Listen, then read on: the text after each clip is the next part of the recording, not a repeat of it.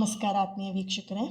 ಇವತ್ತಿನ ರೀಡಿಂಗಲ್ಲಿ ಈ ಪ್ರೀತಿಯಲ್ಲಿರುವಂತಹ current energy ಏನಿದೆ, ನಿಮ್ಮ ಕರೆಂಟ್ ಎನರ್ಜಿ ಏನಿದೆ, ಹಾಗೆಯೇ ಈ ಪ್ರೀತಿಯಲ್ಲಿ ಮುಂದೆ ಏನಾಗಬಹುದು ಅನ್ನೋದನ್ನು ಕೂಡ ಡೀಟೇಲ್ ಆಗಿ ಈ ಒಂದು ರೀಡಿಂಗಲ್ಲಿ ತಿಳ್ಕೊಳ್ಳೋಣ.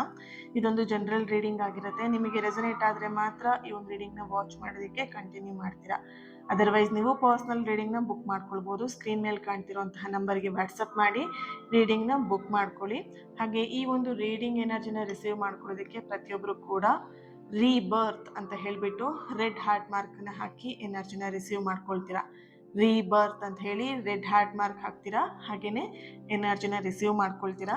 ಇತ್ತೀಚಿನ ದಿನದಲ್ಲಿ ಯಾರು ಈ ಒಂದು ರೀಡಿಂಗ್ನ ನೋಡ್ತಾ ಇದ್ದೀರಾ, ಹೊಸೊಬ್ರು ಯಾರಿದ್ದೀರಾ, ನೀವು ಕಮೆಂಟ್ ಎದುರಿಗೆ ಅಳೋದು ಅಥವಾ ನಿಮ್ಮ ಪ್ರಾಬ್ಲಮ್ಗಳನ್ನೆಲ್ಲ ಕಮೆಂಟಲ್ಲಿ ಹಾಕೋದು, ಹಂಗಾಗಿದೆ ಮೇಡಮ್, ಹಿಂಗಾಗಿದೆ ಮೇಡಮ್, ಇದಕ್ಕೇನು ಅದಕ್ಕೇನು ಅಂತ ಹೇಳೋದು, ಇದನ್ನೆಲ್ಲ ಆದಷ್ಟು ಸ್ಟಾಪ್ ಮಾಡಿ. ಕೇಳಿಸ್ತಿದೆ ಅಲ್ವಾ?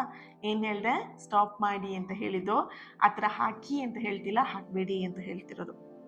ಏನೋ ನೀವು ಮಾಡುವಂತಹ ಕಮೆಂಟ್ಸ್ ಇಲ್ಲಿ ನಿಮ್ಮ ಲೈಫನ್ನು ನೀವು ಅಟ್ರಾಕ್ಟ್ ಮಾಡ್ತಿರೋದನ್ನ, ಸೊ ಅದು ನೆನಪಿರಲಿ. ಓಕೆನಾ? ಇದು ಕೇವಲ ನೀವು ಕ್ಯಾಂಡಲ್ ರೀಡಿಂಗು, ನಾನು ಜನರಲ್ ರೀಡಿಂಗ್ ನೋಡಿಬಿಟ್ಟೆ ಅಂತ ನಿಮಗೆ ಅನ್ನಿಸ್ಬೋದು. ಇದು ಕೇವಲ ರೀಡಿಂಗ್ ಮಾತ್ರ ಆಗಿರೋದಿಲ್ಲ, ನಿಮಗೊಂದು ಹೀಲಿಂಗ್ ಎನರ್ಜಿ ಕೂಡ ಆಗಿರುತ್ತೆ. ಓಕೆನಾ? ಸೊ ಇಲ್ಲಿ ನೀವು ಕಮೆಂಟಲ್ಲಿ ಏನೆಲ್ಲ ಹಾಕ್ತಾ ಇರ್ತೀರ ಅದನ್ನೆಲ್ಲ ರಿಸೀವ್ ಮಾಡ್ಕೊಳ್ತಾ ಇರ್ತೀರ, ನೆನಪಿರಲಿ.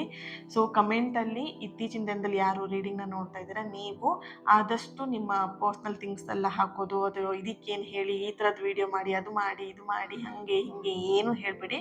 ಏನು ಹೇಳಿರ್ತೀನಿ ಅಷ್ಟನ್ನು ಮಾತ್ರ ಕಮೆಂಟ್ ಮಾಡಿ, ಅಳೋದು ಮತ್ತೊಂದು ಚಿತ್ರಗಳನ್ನೆಲ್ಲ ಹಾಕೋದಕ್ಕೆ ಹೋಗ್ಬೇಡಿ, ಸರಿನಾ? Thank you. ರೀಡಿಂಗ್ ಸ್ಟಾರ್ಟ್ ಮಾಡೋಣ. ರೀಡಿಂಗ್ ಸ್ಟಾರ್ಟ್ ಮಾಡೋದಕ್ಕೂ ಮುಂಚೆನೇ ಯೂನಿವರ್ಸಿಗೆ ಒಂದು ಥ್ಯಾಂಕ್ ಯು ಹೇಳಿ. ಈ ಒಂದು ರೀಡಿಂಗ್ ನಿಮ್ಮವರೆಗೆ ತಲುಪಿಸಿದೆ ಅಂತ ಹೇಳಿದ್ರೆ ಯು ಆರ್ ರಿಯಲಿ ಬ್ಲೆಸ್ಡ್ ಅಲ್ವಾ? ಸೊ ಹಾಗಾಗಿ ಯೂನಿವರ್ಸಿಗೆ ಥ್ಯಾಂಕ್ ಯುನ ಹೇಳ್ತಾ, ನಿಮ್ಮ ಹೆಸರನ್ನು ಈ ಒಂದು ಕ್ಯಾಂಡಲ್ ಫ್ಲೇಮ್ ನೋಡ್ತಾ 3 ಸಲ ಹೇಳ್ತೀರಾ. ಹಾಗೆ ನಿಮ್ಮ ಪರ್ಸನ್ ಹೆಸರನ್ನು ಕೂಡ 3 ಸಲ ಹೇಳ್ಕೊಳ್ತೀರಾ. ಓಕೆ? ಆದಿಪರಾಶು ಜಗನ್ಮಾತೆ. ಓಕೆ, ಏನಿದೆ ಎನರ್ಜಿ ನೋಡೋಣ, ಚೆಕ್ ಮಾಡೋಣ.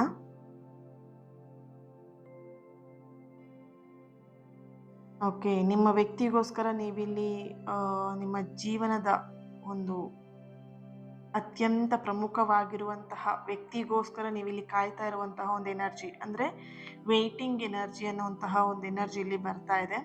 ಅವ್ರು ನಿಮ್ಮನ್ನು ಬಿಟ್ಟು ಹೋಗಿರಬಹುದು, ನಿಮ್ಮಿಂದ ದೂರ ಆಗಿರಬಹುದು, ನಿಮ್ಮಿಬ್ಬರ ನಡುವೆ ಎಲ್ಲೋ ಒಂದು ಕಡೆ ಮಾತುಕತೆ ಬಂದಿದೆ, ಅಂದರೆ ಮನಸ್ತಾಪದ ಮಾತುಕತೆ, ಬೈಗುಳಗಳು, ಜಗಳಗಳಾಗಿರುವಂಥದ್ದು, ಮನಸ್ತಾಪ ಆಗಿರುವಂಥದ್ದು. ಹಾಗೆ ಇಲ್ಲಿ ನಿಮ್ಮಿಬ್ಬರ ನಡುವೆ ಮಾತುಕತೆ ಕೂಡ ಇಲ್ಲ, ಅಂದರೆ ಇಲ್ಲಿ ನೋ ಕಾಂಟ್ಯಾಕ್ಟ್ ಸಿಚುವೇಶನಲ್ಲಿ ಇದ್ದೀರಾ ನೀವು. ಹಾಗೆ ಇಲ್ಲಿ ಮಿಸ್ಅಂಡರ್ಸ್ಟ್ಯಾಂಡಿಂಗ್ ಅನ್ನುವಂಥದ್ದು ಬರ್ತಾ ಇದೆ. ನಿಮ್ಮಿಬ್ಬರ ಮಧ್ಯೆ ತುಂಬ ಮಿಸ್ಅಂಡರ್ಸ್ಟ್ಯಾಂಡಿಂಗ್ ಆಗಿದೆ. ಈ ಮಿಸ್ಅಂಡರ್ಸ್ಟ್ಯಾಂಡಿಂಗಿಂದನೇ ನೀವಿಬ್ಬರು ದೂರ ಆಗಿದ್ದೀರಾ. ಓಕೆ, ಇಲ್ಲಿ ಯೂನಿವರ್ಸ್ ನಿಮಗೊಂದು ಎಚ್ಚರಿಕೆಯ ಜೊತೆಗೆ ಒಂದು ಶುಭ ಸುದ್ದಿಯನ್ನು ಕೊಡ್ತಿರುವಂತಹ ಎನರ್ಜಿನ ನೀವಿಲ್ಲಿ ನೋಡಬಹುದು. ಅಂದರೆ ನಿಮಗೊಂದು ಎಚ್ಚರಿಕೆನೂ ಕೊಡ್ತಾ ಇದೆ ಯೂನಿವರ್ಸ್, ಅದ್ರ ಜೊತೆಗೆ ಒಂದು ಗುಡ್ ನ್ಯೂಸ್ ಅಂದರೆ ಶುಭ ಸುದ್ದಿಯನ್ನು ಕೂಡ ಕೊಡ್ತಾ ಇರುವಂಥ ಒಂದು ಎನರ್ಜಿ ಇದೆ ಇಲ್ಲಿ. ಮೊದಲನೇದಾಗಿ ಬರ್ತಿರೋಂಥ ಎನರ್ಜಿ, ನಿಮ್ಮ ಪರ್ಸನ್, ನಿಮ್ಮ ಪಾರ್ಟ್ನರ್, ನೀವು ಯಾರಿಗೋಸ್ಕರ ವೆಯ್ಟ್ ಮಾಡ್ತಾ ಇದ್ದೀರಾ, ಕಾಯ್ತಾ ಇದ್ದೀರಾ, ಆ ವ್ಯಕ್ತಿ ವಾಪಸ್ ಮರಳಿ ಬರುವಂತಹ ಸಾಧ್ಯತೆಗಳು ಹೆಚ್ಚಾಗಿ ಎನರ್ಜಿಯಲ್ಲಿ ಬರ್ತಾ ಇದೆ. ಆದರೆ ನೀವಿಲ್ಲಿ ಎಚ್ಚರಿಕೆಯಿಂದ ಇರಬೇಕಾಗಿರೋದು ತುಂಬಾ ಇಂಪಾರ್ಟೆಂಟ್ ಅನ್ನುವಂತಹ ಒಂದು ಎನರ್ಜಿ ಕೂಡ ಇಲ್ಲಿ ಇದೆ, ಸರಿನಾ? ನೆನಪಿರಲಿ, ಶುಭ ಸುದ್ದಿ ಅನ್ನುವಂಥದ್ದು ಹೇಗಾಗ್ಬಿಡುತ್ತೆ ಅಂತ ಹೇಳಿದ್ರೆ, ಖುಷಿಯಲ್ಲಿ ನಾವು ಕುಣಿದಾಡ್ಬಿಡ್ತೀವಿ. ಖುಷಿ ಇದ್ದಾಗ ಬೇಕಿದ್ರೆ ನಿಮ್ಮ ಹತ್ರ ಏನೆಲ್ಲ ವಸ್ತುಗಳಿರುತ್ತೆ ಅದನ್ನೆಲ್ಲ ಕೊಟ್ಬಿಡ್ತೀರ ಅಲ್ವಾ? ದುಃಖದಲ್ಲಿದ್ದಾಗ ನಿಮಗೆ ಬೇಡದೇ ಇರೋವಂಥದ್ದೇ ಆಲೋಚನೆಗಳು ಬರುತ್ತೆ, ಬೇಡದೇ ಇರೋದ್ರ ಬಗ್ಗೆನೇ ನಿರ್ಧಾರ ತಗೊಳ್ತೀರ ಅಲ್ವಾ? ಸೊ ಹಾಗೆ ಇಲ್ಲಿ ನಿಮಗೆ ಯೂನಿವರ್ಸಿಂದ ಬರ್ತಿರುವಂತಹ ಒಂದು ಎಚ್ಚರಿಕೆ ಏನು ಅಂತ ಹೇಳಿದ್ರೆ, ನಿಮ್ಮ ಲೈಫಿಗೆ ಒಳ್ಳೆಯದಾಗುತ್ತೆ, ಶುಭ ಸುದ್ದಿ ಬರುತ್ತೆ. ಆ ಶುಭ ಸುದ್ದಿಯ ಬರುವ ವೇಳೆಯಲ್ಲಿ ನೀವು ಎಚ್ಚರಿಕೆಯಿಂದ ಇರಬೇಕು ಅನ್ನುವಂಥ ಒಂದು ಮೆಸೇಜ್ ನಿಮಗೆ ಇಲ್ಲಿ ಸಿಗ್ತಾ ಇದೆ. ಇಲ್ಲಿ 7 ನಂಬರ್ ತುಂಬಾ ಆ್ಯಪ್ಟ್ ಆಗ್ತಿದೆ. 7 ನಂಬರ್ ಇಲ್ಲಿ ನಿಮ್ಮ ಡೇಟ್ ಆಫ್ ಬರ್ತ್ 7 ಇರ್ಬೋದು, ಅಥವಾ ನಿಮ್ಮ ಪಾರ್ಟ್ನರ್, ನಿಮ್ಮ person, husband, wife date of birth 7 ಆಗಿರ್ಬೋದು. 7 ಡೇಸ್ ತುಂಬಾ ಇಂಪಾರ್ಟೆಂಟ್ ಅಂತ ಬರ್ತಿದೆ ಇಲ್ಲಿ. ಮುಂದಿನ 7 ದಿನಗಳು ತುಂಬಾ ಇಂಪಾರ್ಟೆಂಟ್, ವೆರಿ ಇಂಪಾರ್ಟೆಂಟ್. ನೋಟ್ ಮಾಡ್ಕೊಂಡು ಇಟ್ಕೊಳ್ಬೋದು ನೀವು. ಇಲ್ಲಿ 7 ಡೇಸಲ್ಲಿ ನಿಮ್ಮ ಒಂದು ಲೈಫಲ್ಲಿ ಅತ್ಯಂತವಾಗಿರುವಂತಹ ಉತ್ತಮವಾದಂತಹ ದೈವಿಕವಾದ ಒಂದು ಗಳಿಗೆ ಬರ್ತಾ ಇದೆ ಅನ್ನೋಂಥ ಒಂದು ಎನರ್ಜಿ ಇಲ್ಲಿ ಬರ್ತಾ ಇದೆ. 7 ಡೇಸ್ ತುಂಬಾ ಇಂಪಾರ್ಟೆಂಟ್. ಇಲ್ಲಿ ನೀವಿಬ್ಬರು ಮಾತಾಡಿ 7 ಮಂತ್ ಆಗಿರಬಹುದು, ಅಥವಾ ನೀವು 7 ಮಂತಲ್ಲಿ ಜಾನ್ವರಿಯಿಂದ ಕೌಂಟ್ ಮಾಡಿದಾಗ 7 ಮಂತ್ ಏನು ಬರುತ್ತೆ, ಆ ಟೈಮಲ್ಲಿ ನೀವಿಬ್ರು ಜಗಳ ಮಾಡ್ಕೊಂಡಿದ್ದೀರಾ, ಆ ಟೈಮಲ್ಲಿ ನೀವಿಬ್ರು ಮಾತ್ಬಿಟ್ಟಿದ್ದೀರಾ. ಈಗ ನೀವಿಬ್ರು ಮಾತಾಡ್ದೇ 7 ಮಂತ್ ಆಗಿರ್ಬೋದು, 7 ಇಯರ್ಸ್ ಆಗಿರ್ಬೋದು, ಅಥವಾ ನಿಮ್ಮ ಪ್ರೀತಿ ಮಾಡಿ 7 ಇಯರ್ಸ್ ಆಗಿರ್ಬೋದು. 7 ಅನ್ನೋದು ತುಂಬಾ ಇಂಪಾರ್ಟೆಂಟ್ ಇದೆ ಈ ಒಂದು ರೀಡಿಂಗಲ್ಲಿ. ಈ ರೀಡಿಂಗ್ನ ಯಾರೆಲ್ಲ ನೋಡ್ತಾ ಇರಬಹುದು, ಸಿ ಲೆಟರ್ ಬರ್ತಿದೆ, B letter, D letter, X letter. ನಿಮ್ಮ ಎಕ್ಸ್ ಪರ್ಸನ್ ಬಗ್ಗೆನೂ ಈ ರೀಡಿಂಗ್ನ ನೋಡ್ತಿರ್ಬೋದು. ವೇಟಿಂಗ್ ಅನ್ನೋ ಎನರ್ಜಿ ಬಂದಾಗ್ಲೇ ಇಲ್ಲಿ ಎಕ್ಸ್ ಪರ್ಸನ್ ಎನರ್ಜಿ ಕೂಡ ಬರ್ತಾ ಇದೆ. ನಿಮ್ಮ ಕ್ರಶ್ ಬಗ್ಗೆನೂ ಈ ರೀಡಿಂಗ್ನ ನೋಡ್ತಾ ಇರ್ಬೋದು ಕೆಲವೊಂದಷ್ಟು ಜನ. ಅಂದರೆ ನಿಮ್ಮಿಬ್ರದ್ದು ಒಂದು ಪ್ರೀತಿ ಇಬ್ರಿಗೂ ಗೊತ್ತು, ಅಂಡರ್ಸ್ಟುಡ್. ಅದು ನಾನು ಅವಳನ್ನ ಪ್ರೀತಿ ಮಾಡ್ತಿದ್ದೀನಿ, ಇವಳು ಪ್ರೀತಿ ಮಾಡ್ತಿದ್ದಾಳೆ. ಇಬ್ರು ನಿಮಗೆ ನೀವು ಗೊತ್ತಿದೆ ಅವ್ರು ನನ್ನ ಪ್ರೀತಿ ಮಾಡ್ತಿದ್ದಾರೆ ಅನ್ನೋಂಥದ್ದು, ನೀವು ಅವ್ರನ್ನ ಪ್ರೀತಿ ಮಾಡ್ತಾ ಇದ್ದೀರಾ ಅನ್ನೋದು ಗೊತ್ತಿದೆ, ಬಟ್ ಎಲ್ಲೊಂದು ಕಡೆ ಹೇಳ್ಕೊಳ್ತಾ ಇಲ್ಲ. ಓಕೆ, ನೋಡೋಣ ಈ ರೀಡಿಂಗ್ನ ಯಾರೆಲ್ಲ ನೋಡ್ತಾ ಇರಬಹುದು. ಎನ್ ಲೆಟರ್ ಬರ್ತಿದೆ, S letter, T letter, V letter, G letter, K letter, L, P, B, K, R. Okay, ಪೇರಿಂಗಲ್ಲಿ ಬರ್ತಿದೆ ಕೆ ಆರ್ ಅನ್ನೋಂಥದ್ದು. ನಿಮ್ಮ ಪಾರ್ಟ್ನರ್ ನೇಮ್ ಕೆ ಆರ್ ಇಂದ ಬರ್ಬೋದು, ಅಥವಾ ಇನ್ಶಿಯಲ್ ಇರ್ಬೋದು ಲಾಸ್ಟಲ್ಲಿ. Date of birth 7. ಕಮ್ಯುನಿಕೇಷನ್ ಬರ್ತಿರೋವಂಥದ್ದು ಸರ್ಕಲ್ ಆಗಿ ನೋಡ್ಬೋದು. ಒಂದು ಸರ್ಕಲ್ ಕ್ರಿಯೇಟ್ ಆಗ್ತಾ ಇದೆ ಇಲ್ಲಿ. Okay, 21st, 31st, 37. ರಿಪೀಟಾಗಿ 7 ಎನರ್ಜಿ ಬರ್ತಿದೆ ನಿಮಗೆ. ಓಕೆ, 16, 23, 22, 19, 12, 10, 11, 6, 4, 11 ಎನರ್ಜಿ ಬರ್ತಿದೆ. V letter. ಓಕೆ, ನೋಡೋಣ ನೆಕ್ಸ್ಟ್ ಟ್ಯಾರೋ ಇಂದ ಏನಿದೆ ಎನರ್ಜಿ ಅಂತ ಚೆಕ್ ಮಾಡೋಣ.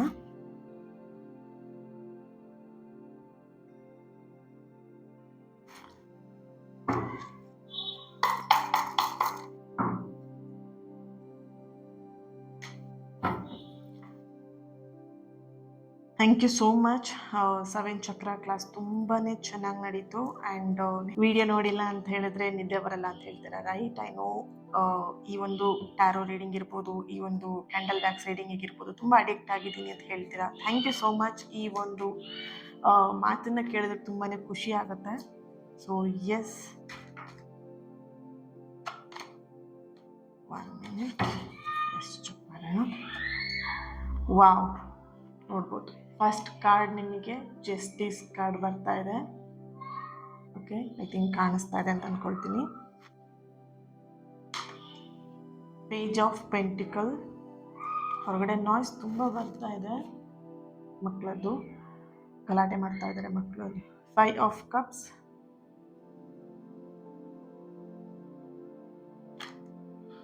2 of pentacle, 9 of swords. Wow, the lovers.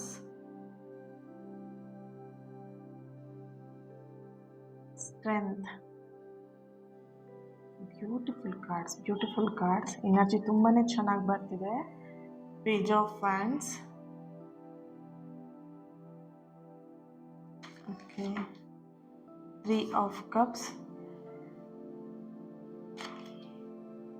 Wow, King of Swords. So beautiful, dears. 7 of Swords. ನೋಡಿದ್ರಾ 7 ಎನರ್ಜಿ ಹೇಗಿದೆ ಅಂತ ಹೇಳ್ಬಿಟ್ಟು. ಬಾಟಮ್ ಆಫ್ ದ ಕಾರ್ಡ್ ನಿಮಗೆ 7 ಬರ್ತಾ ಇದೆ. 7 ಡೇಸ್ ಅನ್ನುವಂಥದ್ದು ತುಂಬಾ ಇಂಪಾರ್ಟೆಂಟ್ ಇದೆ ಇಲ್ಲಿ. ಓಕೆ, ನೋಡೋಣ ಏನು ಬರುತ್ತೆ ಮುಂದೆ ಎನರ್ಜಿ ಪರಾಶಕ್ತಿ ಜಗನ್ನಾಥ.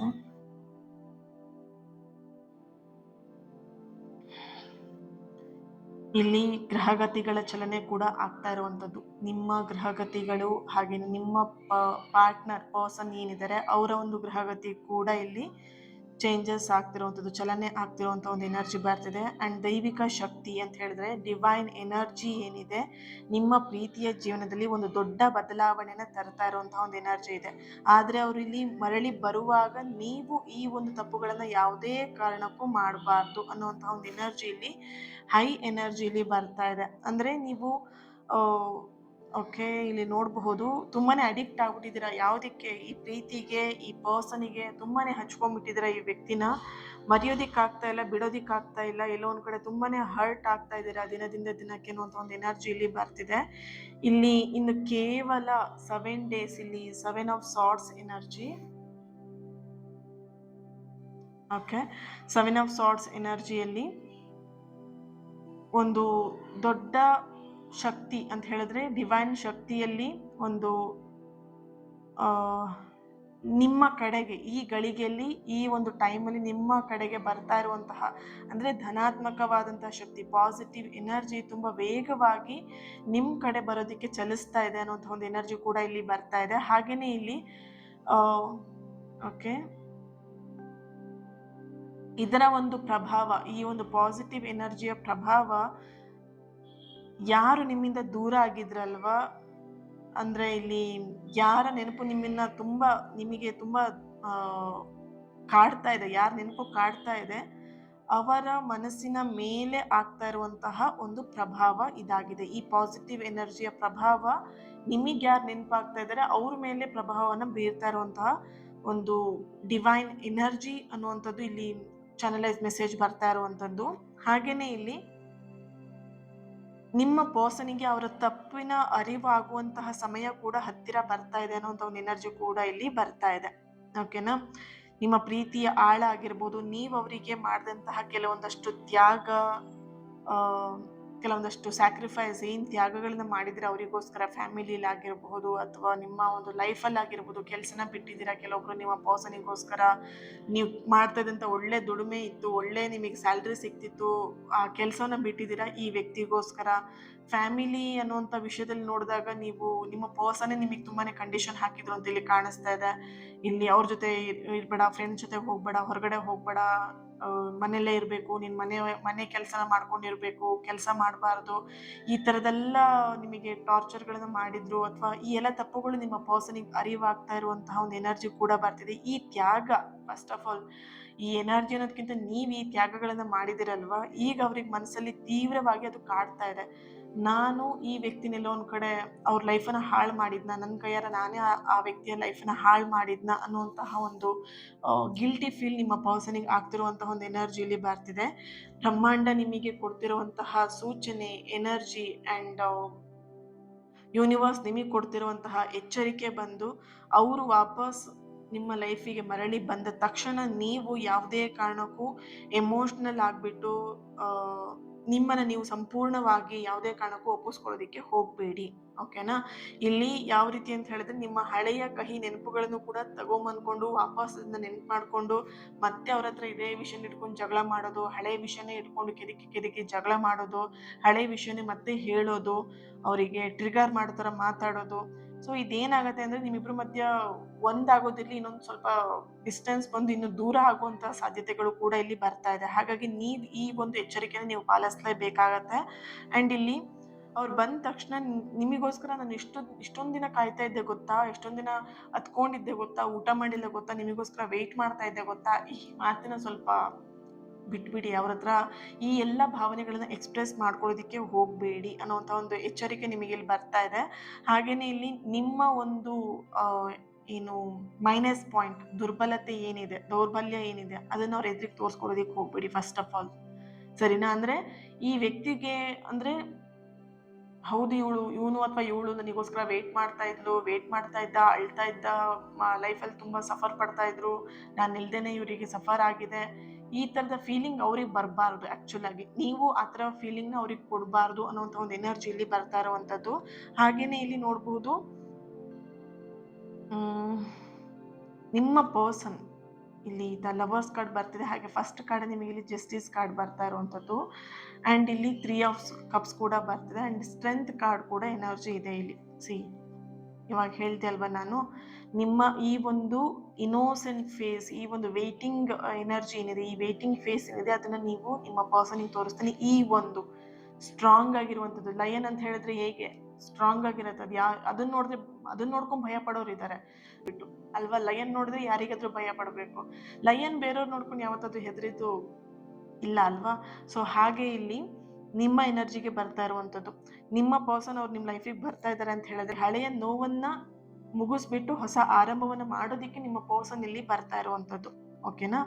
ಇಲ್ಲಿ ನೀವು ಎಚ್ಚರಿಕೆಯಿಂದ ಇರಬೇಕಾಗಿರೋದು ತುಂಬಾನೇ ಇಂಪಾರ್ಟೆಂಟ್. ನಿಮ್ಮ ತಾಳ್ಮೆ ಮತ್ತೆ ನಿಮ್ಮ ಒಂದು ಆ ಒಂದು ಗಾಂಭೀರ್ಯ ಅಂತ ಹೇಳ್ತಾರಲ್ವ, ಅದು ನಿಮಗೆ ತುಂಬಾನೇ ಇಂಪಾರ್ಟೆಂಟ್. ಅದನ್ನ ಯಾವುದೇ ಕಾರಣಕ್ಕೂ ಕಳ್ಕೊಳ್ಳೋದಿಕ್ಕೆ ಹೋಗಬೇಡಿ ಅನ್ನುವಂತಹ ಒಂದು ಎನರ್ಜಿ ಇಲ್ಲಿ ಸ್ಟ್ರಾಂಗ್ ಆಗಿ ಬರ್ತಾ ಇದೆ. ಇಲ್ಲಿ ಕಿಂಗ್ ಆಫ್ ಸಾರ್ಟ್ಸ್ ಬರ್ತಾ ಇದೆ ಎನರ್ಜಿ, ರೈಟ್. ಈ ಒಂದು ಕಾರ್ಡ್ ನೋಡಿದಾಗ ನಿಮಗೊಂದು ವಿಷಯ ಹೇಳಬೇಕು, ಇದನ್ನ ಕ್ಲಿಯರ್ ಆಗಿ ಕೇಳಿಸ್ಕೊಳ್ಳಿ. ಒಂದು ದಟ್ಟವಾಗಿರುವಂತಹ ಕಾಡ್ ಇರುತ್ತೆ, ಆ ಕಾಡಲ್ಲಿ ಒಂದು ಹದ್ದು ಅಂತ ಏನಿರುತ್ತಲ್ವ, ಈಗಲ್ ಅದು ವಾಸ ಆಗ್ತಿರತ್ತೆ. ಈಗಲ್ ನೋಡ್ಬೋದು ಎನರ್ಜಿ. ಆ ಹದ್ದಿನ ಜೀವಿತಾವಧಿ ಸುಮಾರು 70 ವರ್ಷಗಳ ಆಗಿರತ್ತೆ. ಆಕ್ಚುಲ್ ಆಗಿ 70 ವರ್ಷ ಇರತ್ತೆ ಹದ್ದಿನ ಒಂದು ಜೀವಿತಾವಧಿ. ಆದ್ರೆ ಆ ಒಂದು ಅದ್ರ ಜೀವಿತಾವಧಿ ಏನಿರತ್ತೆ ಅದ್ರ ಸುಮಾರು 40 ವರ್ಷಕ್ಕೆ ಬರುವಷ್ಟರಲ್ಲಿ ಆ ಹದ್ದಿನ ಒಂದು ಸಂಕಷ್ಟ ಯಾರಿಗೂ ಕೇಳೋದಿಕ್ಕಾಗಲ್ಲ. ಅಂದ್ರೆ ಆ ಒಂದು ಸಂಕಷ್ಟ ಅದಕ್ಕೆ ಹಿಂಗೆ ಎದುರಾಗತ್ತೆ ಅಂತ ಹೇಳಿದ್ರೆ, ಅದರ ವಯಸ್ಸಾಗ್ತಾ ಬಂದಂತೆ, ಅದಕ್ಕಂದ್ರೆ 40 years ಆಗ್ತಾ ಬಂದಂತೆ ಅದರ ರೆಕ್ಕೆಗಳೇನಿರುತ್ತೆ ಅದಕ್ಕೆ ಭಾರ ಅನ್ಸುತ್ತೆ, ಹಾರೋದಿಕ್ಕೆ ಅದಕ್ಕೆ ಸಾಧ್ಯ ಆಗೋದಿಲ್ಲ. ಅದರ ಉಗುರುಗಳೇನಿರತ್ತಲ್ವಾ ಆ ಉಗುರುಗಳೆಲ್ಲವೂ ಕೂಡ ಮೃದು ಆಗೋದಿಕ್ ಶುರು ಆಗತ್ತೆ, ಬೇಟೆ ಆಡೋದಿಕ್ಕಾಗೋದಿಲ್ಲ. ಎಲ್ಲಕ್ಕಿಂತ ಮುಖ್ಯವಾಗಿ ಅದರ ಒಂದು ಕೊಕ್ಕು, ಮೂತಿ ಏನಿರತ್ತೆ ಆ ಒಂದು ಮೂಗು ತುಂಬಾ ಬಾಗಿ ಹೋಗಿರತ್ತೆ, ಅಂದ್ರೆ ಸೆವೆದಿರತ್ತಲ್ವಾ ಆ ರೀತಿಯಾಗಿ ಆಗಿರುತ್ತೆ, ಸೆವೆದು ಹೋಗಿರೋ ತರ ಆಗಿರುತ್ತೆ. ಅದರಿಂದ ಅದಕ್ಕೆ ಆಹಾರ ತಿನ್ನೋದಕ್ಕೂ ಕೂಡ ಸಾಧ್ಯ ಆಗ್ತಿರಲ್ಲ. ಈಗ ಆ ಹದ್ದಿಗಿರುವಂಥದ್ದು 2 ದಾರಿ ಇರುತ್ತೆ. ಒಂದು ಹಸಿವಿಂದ ಜೀವ ಬಿಡಬೇಕು, ಅದ್ರದ್ದು ಅಸಹಾಯಕತೆಯಿಂದ ಅದು ಸತ್ತು ಹೋಗ್ಬೇಕು. ಇಲ್ಲ ಅಂತ ಹೇಳಿದ್ರೆ ಅತ್ಯಂತವಾಗಿ ಅದು ಕಠಿಣವಾಗಿರುವಂತಹ ನೋವಿಂದ ಅದು ಒಂದು ಬದಲಾವಣೆಯ ಪ್ರಕ್ರಿಯೆಗೆ ಅದು ಸಿದ್ಧ ಆಗಿರ್ಬೇಕಾಗತ್ತೆ. ಆ ಹದ್ದು ಏನ್ ಮಾಡುತ್ತೆ, 2ನೇ ದಾರಿಯನ್ನ ಆರಿಸ್ಕೊಳ್ಳುತ್ತೆ. ಯಾವ ದಾರಿ? ಕಠಿಣವಾಗಿದ್ರು ಆ ನೋವನ್ನ ಸಹಿಸ್ಕೊಂಡು ಬದಲಾವಣೆ ಆಗೋದಿಕ್ಕೆ ಅದು ಇಷ್ಟಪಡುತ್ತೆ. ಆ ಹದ್ದು ಕಷ್ಟಪಟ್ಟು ಹಾರಿ ಒಂದು ಎತ್ತರವಾಗಿರುವಂತಹ ಬೆಟ್ಟದ ತುದಿ ಹೋಗಿ ಕುತ್ಕೊಂಡು ಅದು ಮೊದಲು ಮಾಡುವಂತಹ ಕೆಲಸ ಏನು ಅಂತ ಹೇಳಿದ್ರೆ, ಅದು ಬಾಗ್ ಹೋಗಿರುವಂತಹ ಮೂಗೇನಿರತ್ತೆ ಕಲ್ಲಿಗೆ ಜೋರಾಗಿ ಹೋಗಿ ಅದು ಚಚ್ಬಿಟ್ಟು ಅದ್ರ ಮೂತಿನ ತನ್ನಷ್ಟಕ್ಕೆ ತಾನೇ ಮುರಿದ್ಕೊಳ್ಳುತ್ತೆ. ತನ್ನ ಮೂಗನ್ನ ತಾನೇ ಕಟ್ ಮಾಡ್ಕೊಳ್ಳೋದಂತ ಹೇಳಿದ್ರೆ ಎಷ್ಟು ನೋವಾಗಿರ್ಬೋದು. ಮೂಕ ಪ್ರಾಣಿ ಅಲ್ವಾ. ರಕ್ತ ಸುರಿದು ಹೋಗ್ತಾ ಇದ್ರು ಕೂಡ ಅದು ತಾಳ್ಮೆಯಿಂದ ಅದು ಮೂಗನ್ನ, ಹೊಸ ಮೂಗು ಬರೋವರೆಗೆ ಅದು ಕಾಯ್ತಾ ಇರತ್ತೆ. ಹೊಸ ಮೂಗು ಬಂದಿದ ನಂತರ ಅದೇನ್ ಮಾಡತ್ತೆ ಅಂತ ಹೇಳಿದ್ರೆ, ಆ ಮೂಗಿಂದ ತನಿಗ್ ಭಾರವಾಗಿರತ್ತಲ್ವಾ ಆ ಭಾರವಾಗಿರುವಂತಹ ರೆಕ್ಕೆಗಳನ್ನ ಅದ್ರ ಮೂಗಿಂದ ಅದು ಏನ್ ಮಾಡುತ್ತೆ, ಕಿತ್ತು ತೆಗೆದು ಹಾಕತ್ತೆ. ಅದ್ರದ್ದು ಮೃದುವಾಗಿರುವಂತಹ ಉಗುರು ಏನಿರತ್ತೆ ಕಲ್ಲಿಗೆ ಉಜ್ಬಿಟ್ಟು ಕಿತ್ಕೊಳ್ಳುತ್ತೆ. ಈ ಇಡೀ ಪ್ರಕ್ರಿಯೆ ಅದಕ್ಕೆ ಸುಮಾರು 5 ತಿಂಗಳವರೆಗೆ ಬೇಕಾಗತ್ತೆ. ಇದಕ್ಕೆ ಈ 5 ತಿಂಗಳು ಅದು ಅನುಭವಿಸಿದಂತಹ ನೋವು ಎಷ್ಟಿರ್ಬೋದು, ಸಾಮಾನ್ಯವಾಗಂತೂ ಇರೋದಿಲ್ಲ ಅಲ್ವಾ. ಆ 5 ತಿಂಗಳ ನಂತರ ಏನಾಗತ್ತೆ ಆ ಹದ್ದಿಗೆ ಅಂತ ಹೇಳಿದ್ರೆ, ಹೊಸ ಮೂಗು, ಹೊಸ ಉಗುರು ಮತ್ತೆ ಹೊಸ ಹಗೂರವಾಗಿರುವಂತಹ ರೆಕ್ಕೆ ಬಂದಿರತ್ತೆ. ಅದು ಮತ್ತೊಂದು ಹೊಸ ಜನ್ಮವನ್ನ ಪಡೆದು ಮುಂದಿನ ಒಂದು 30 ವರ್ಷಗಳ ಕಾಲ ಅದು ರಾಜನ ಹಾಗೆ ಆಕಾಶದಲ್ಲಿ ಹಾರಾಡ್ಕೊಂಡಿರ್ಬೋದು. ಈ ಕಥೆಯಿಂದ ನಾವು ಕಲಿಬೇಕಾಗಿರೋ ಪಾಠ ಏನು ಅಂತ ಹೇಳಿದ್ರೆ,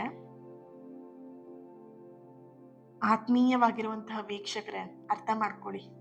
ಈ ಕತೆ ಹೇಳಿದೆ ಅಲ್ವಾ, ಈ ಕಥೆಯಲ್ಲಿ ನಿಮ್ಮ ಜೀವನದಲ್ಲೂ ಹೀಗೇನೆ ಅಂತಹದೇ ಒಂದು ಘಟ್ಟ ನಡೆದಿರತ್ತೆ. ಏನ್ ಘಟ್ಟ? ಹಳೆಯ ನೋವುಗಳು, ಒಂಟಿತನ, ಕಣ್ಣೀರು ಇವೆಲ್ಲ ನಿಮ್ಮನ್ನ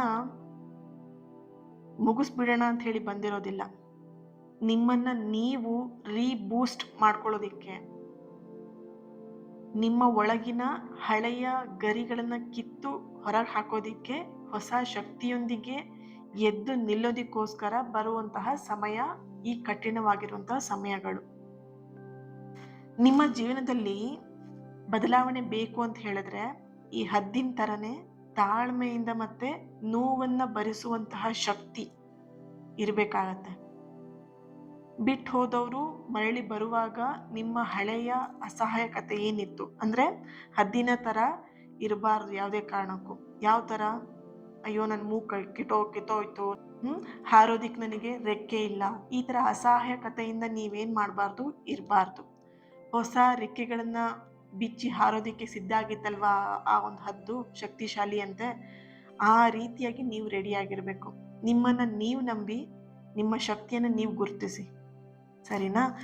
ಹಾಗೇನೆ ಈ ಒಂದು ರೀಡಿಂಗ್ ನಿಮ್ಮೆಲ್ಲರಿಗೂ ಕೂಡ ರೆಸೊನೇಟ್ ಆಗಿದೆ ಅಂತ ಹೇಳಿ ಭಾವಿಸ್ತೀನಿ. ಈ ಒಂದು ಮೋಟಿವೇಶನ್ ಸ್ಟೋರಿ ಏನಿತ್ತು ನಿಮ್ಮ ಮನಸ್ಸಿಗೆ ಒಂದಷ್ಟು ಧೈರ್ಯ ತುಂಬಿದೆ, ಹಾಗೇನೆ ನಿಮ್ಮ ಲೈಫನ್ನು ನೀವು ಅರ್ಥ ಮಾಡ್ಕೊಂಡಿದ್ದೀರಾ ಅಂತ ಹೇಳಿ ಭಾವಿಸ್ತೀನಿ. ಕಮೆಂಟಲ್ಲಿ ತಿಳಿಸ್ತೀರಾ ರೀಬರ್ತ್ ಅಂತ ಹೇಳಿ, ರೆಡ್ ಹಾರ್ಟ್ ಮಾರ್ಕ್ ಹಾಕಿ ಎನರ್ಜಿನ ರಿಸೀವ್ ಮಾಡ್ಕೊಳ್ತೀರಾ. ಹಾಗೇನೆ ಮುಂದಿನ ವಿಡಿಯೋದಲ್ಲಿ ಇನ್ನಷ್ಟು ದೈವಿಕವಾಗಿರುವಂತಹ ಡಿವೈನ್ ಎನರ್ಜಿ ಜೊತೆಗೆ ಭೇಟಿಯಾಗೋಣ. ಅಲ್ಲಿವರೆಗೆ thank you so much. God bless you all. ಪ್ರೀತಿ ಸದಾ ಹೀಗೆ ಇರಲಿ. ಆ್ಯಂಡ್ ಈ ಒಂದು ರೀಡಿಂಗ್ನ ಯಾರ ಹತ್ರ ಶೇರ್ ಮಾಡ್ಕೊಳ್ಬೇಕಂತ ಅನ್ಸುತ್ತೆ ಶೇರ್ ಮಾಡ್ಕೊಳ್ಳಿ. ಲೈಕ್ ಮಾಡೋದನ್ನ ಮರಿಬೇಡಿ. ನನ್ನ ಜೊತೆ ಕನೆಕ್ಟ್ ಆಗೋದನ್ನ ಮರಿಬೇಡಿ. ನನ್ನ ಹೀಲಿಂಗ್ ಎನರ್ಜಿನ ನೀವು ಪಡ್ಕೊಳ್ಬೇಕಂತ ಹೇಳಿದ್ರೆ ನೀವು ನನ್ನ ಜೊತೆ ಕನೆಕ್ಟ್ ಆಗಬೇಕು. ಈ ಸಬ್ಸ್ಕ್ರೈಬು ಫಾಲೋ ಅನ್ನೋದೆಲ್ಲ ಅದು ಯೂಟ್ಯೂಬ್ ಲ್ಯಾಂಗ್ವೇಜ್, ಓಕೆನಾ? ನಮ್ಮ ಲ್ಯಾಂಗ್ವೇಜ್ ಕನೆಕ್ಷನ್. ಆ ಕನೆಕ್ಷನ್ ಆದರೆ, ಕನೆಕ್ಟ್ ಆದರೆ ಮಾತ್ರ ಎಲ್ಲ ಎನರ್ಜಿನ ನೀವು ಪಡ್ಕೊಳ್ಳೋದಿಕ್ಕಾಗತ್ತೆ, ಓಕೆನಾ? ಯೂಟ್ಯೂಬ್ ಏನಿದೆ ಲ್ಯಾಂಗ್ವೇಜ್ ಸಬ್ಸ್ಕ್ರೈಬ್ ಆಗಿ ಫಾಲೋ ಮಾಡಿ ಇದನ್ನ ನಾನು ಹೇಳಲ್ಲ. ಯಾಕೆ ನಾನು ಯಾವಾಗಲೂ ಕನೆಕ್ಟ್ ಆಗಿ ಅಂತ ಹೇಳ್ತೀನಿ ಅಂದರೆ ಆ ಕನೆಕ್ಷನ್ ಇರೋವಂಥದ್ದು ನಮಗೆ ಇಂಪಾರ್ಟೆಂಟ್ ಇರೋದು ಕನೆಕ್ಷನ್, ಓಕೆನಾ? So thank you so much. Lots of love. ಇವತ್ತಿನ ದಿನ ಯಾರು ಬರ್ತ್ಡೇ ಆನಿವರ್ಸರಿ ಸೆಲೆಬ್ರೇಟ್ ಮಾಡ್ಕೊಳ್ತಿದ್ದೀರಾ ನಿಮ್ಗೆಲ್ಲರಿಗೂ ಕೂಡ ಒಳ್ಳೇದಾಗ್ಲಿ, ಸಕಾರಾತ್ಮಕವಾಗಿರುವಂತಹ ಜೀವನ ಸಿಗ್ಲಿ ಅಂತ ಹೇಳಿ ಪ್ಲೇಸ್ ಮಾಡ್ತಾ ಹೀಲ್ ಮಾಡ್ತಾ ಮುಂದಿನ ರೀಡಿಂಗ್ ಅಲ್ಲಿ ಸಿಗೋಣ. Thank you.